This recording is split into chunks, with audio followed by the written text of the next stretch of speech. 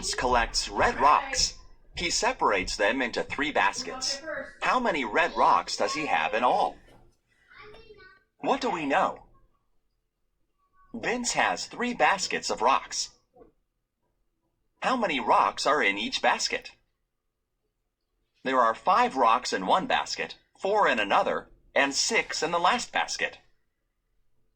What will we have to do to find out how many rocks Vince has in all? To find out how many rocks Vince has in all, add the 3 numbers together. What would a number sentence look like that shows adding all 3 numbers together? A number sentence to add all the rocks is 5 plus 4 plus 6 equals... What should be done first? Add the first 2 numbers together. 5 plus 4 equals 9.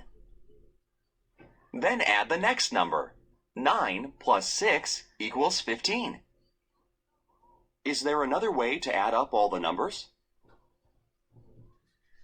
We could add them in a different order. 4 plus 6 equals 10. Then add the other number. 5 plus 10 equals 15. What is different about adding the numbers in this order? The first time we added, we got 9 to start and had to add 6. This might be a little harder than adding 5 to 10. What is the same about the 2 ways of adding? The answer is still the same.